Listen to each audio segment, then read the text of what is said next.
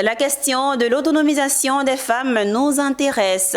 Après 2 éditions réussies au Sénégal, le colloque international sur l'autonomisation économique des femmes en Afrique de l'Ouest dépose ses valises à Abidjan pour la 3e édition. Ouvert le jeudi 7 novembre, ce colloque international réunit des experts et chercheurs pour 2 jours de réflexion sur des solutions innovantes afin de reconnaître, réduire et redistribuer le travail non rémunéré des femmes. Une initiative du Centre ivoirien de recherche économique et sociale CIRES avec l'appui de plusieurs partenaires dont l'ONU Femmes et le Centre de recherche pour le développement international. Konena Norgo et c'est ici.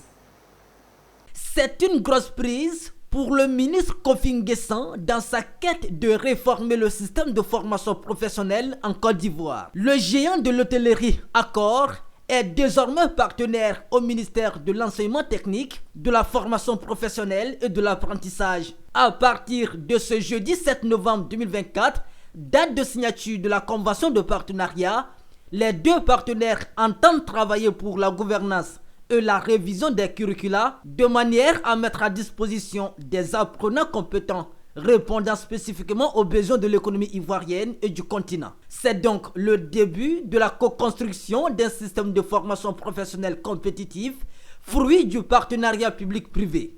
Avec le secteur privé, nous travaillerons en synergie pour plusieurs raisons.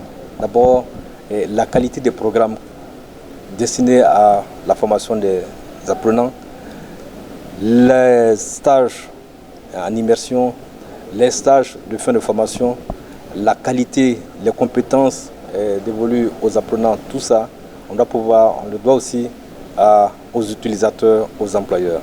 Donc comment former selon les profils demandés et donc comment former selon les exigences du marché.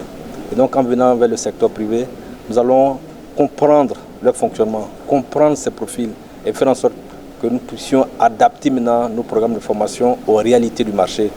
Monsieur le ministre fonde beaucoup d'espoir, mais nous fondons aussi beaucoup d'espoir. Le groupe Accor a 8 hôtels aujourd'hui à Abidjan, en Côte d'Ivoire, et nous avons besoin. Nous avons besoin d'avoir des personnes qualifiées, nous avons besoin de développer des personnes. Donc bien entendu, ce partenariat va nous amener cette richesse en termes d'effectifs et ce développement des talents locaux. Donc bien entendu, Monsieur le ministre peut compter sur nous et je suis sûr que je peux compter sur Monsieur le ministre. Avec plus de 5000 hôtels dans le monde, dont 8 en Côte d'Ivoire, le groupe Accor est donc un partenaire clé pour le ministère en charge de la formation professionnelle dans les domaines de l'hôtellerie, de la restauration, du tourisme, du management et des services.